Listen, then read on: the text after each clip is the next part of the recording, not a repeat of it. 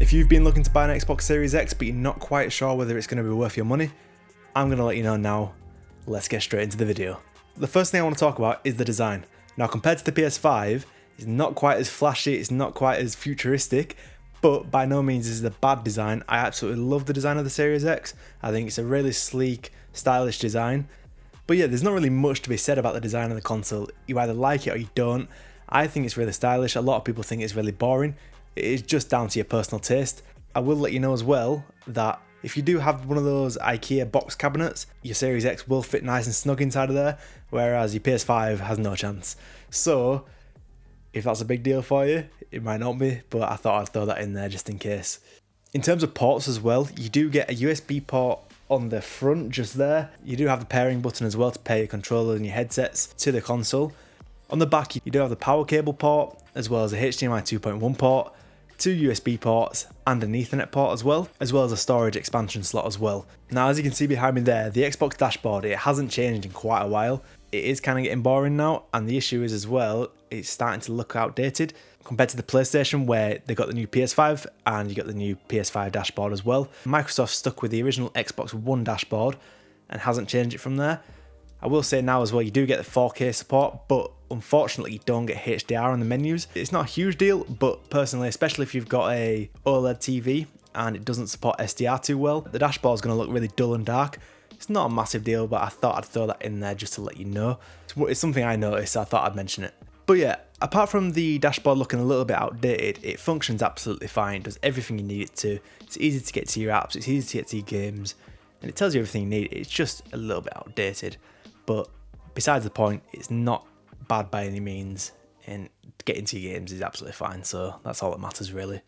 Now, in terms of performance, which you're probably all very interested in, the Xbox Series X natively runs games at 4K. Now, a lot of games offer 120 FPS now, for example, Rocket League, Fortnite, Call of Duty, and many other games as well. They do offer 120 FPS. A lot of games as well do offer now a performance and a quality mode. The performance mode, that means you're going to be getting a lower fidelity, so a lower resolution, lower quality, but going to prioritize that 60 FPS at least. The quality mode, which I almost never use, you're maxing out the graphics, you're maxing out the resolution, but you are going to be capping yourself, usually at 30 FPS. And usually with quality mode, you do get ray tracing as well. But yeah, it's good to have the options, whereas we're slowly getting more to the customization of PC. It's not quite there, but a little bit closer. Now, one of the major selling points to the Xbox is Xbox Game Pass. Now, Xbox Game Pass has been around for a few years now, but over time it is getting better and better and better. Tons of games get released every month. Xbox exclusive games, for example, Halo, Forza, Starfield soon, Forza Motorsport, all these games will get added onto Game Pass free of charge, as long as you're paying for the monthly fee, of course. Game Pass is an absolute bargain. For a fair price of $10.99 a month, you cannot complain to say you're getting hundreds of games, a lot of day one games, you're getting EA Play as well included in that, which is £4 a month anyway. Massive deal, and you do get your Xbox Live Gold as well. I think the majority of Xbox users do pay for Game Pass and absolutely love it, and I'm no different. Now, I will say as well, this was one major unique selling point for the Xbox, but PlayStation have added their own games catalogue with the new PlayStation Plus memberships, and this is getting very close to Game Pass now. You do get a lot of PlayStation exclusives on there, although you do not get them day one release. So for example, when Spider-Man 2 comes out later this year, you're not going to get that day one release for free. You're going to have to pay full price for that, whereas Xbox, all Xbox exclusive games do come on Game Pass for free on day one. So that's just one thing to keep in mind. Now, a couple of extra features I want to talk about with the Xbox Series X. You do get full Dolby Vision support, as well as Dolby Atmos as well, and as well you do get VRR and auto low latency mode if your TV supports that. One of the major advantages of the Xbox to the PlayStation is quick resume. Now, I play a lot of FIFA, so it doesn't really work well on FIFA. Now, people who play like loads of story games, they do get to take full advantage of this. You might go from playing Forza Horizon straight to playing Halo Infinite in a matter of like 4 seconds. It's really good. It really does feel next gen, whereas the PlayStation, you do have to start every game from fresh and you don't get the quick resume. I did touch over this a little bit when talking about Game Pass, but I do want to talk about the difference in exclusives as well with the PlayStation and the Xbox. There isn't as much of a collection of exclusive games on the Series X as there is on PlayStation, but there are still some really high quality titles in there. Some of my favourites are Forza Horizon, I have played Halo Infinite as well.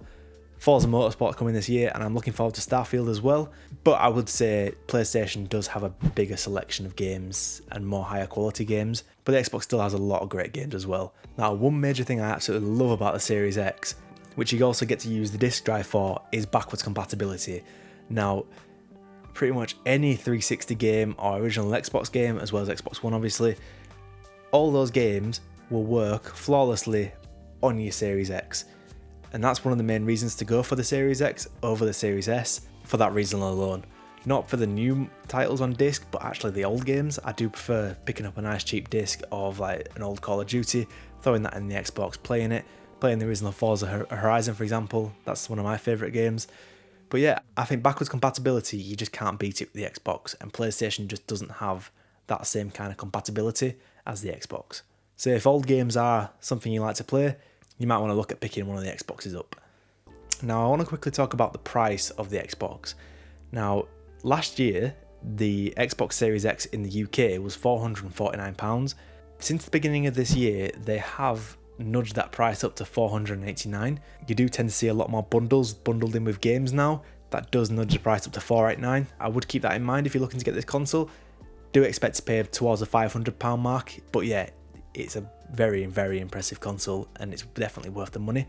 Now I just want to talk about the storage as well. This console does have the full terabyte of storage.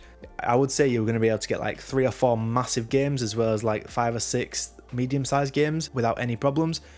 I've currently got about 10 games downloaded, some small, some bigger titles. Terabyte is perfect for me because I don't play that many games, and if I do want to play a new game, I can just uninstall a game I haven't played in a while. Yeah, I definitely struggled with the 512GB of storage on the Series S, but with the Series X, it's no issue whatsoever. It's more than enough storage. Now, the controller for this console hasn't changed either. You are getting a very similar controller to the Xbox One. Now, that is not a bad thing whatsoever. There wasn't really any issues with the Xbox One controller, and I think Microsoft did the right thing, just keeping the same controller. Don't fix what's not broken. I prefer the Xbox Series X controller over the PS5 controller. It just fits better in my hand. It doesn't hurt too much after a while. It's not uncomfy at all. It's perfect fit for me. So yeah, I think I've got no issues with the controller. I think I don't see them upgrading that controller or changing the design in a long time, because they've really nailed it with the design.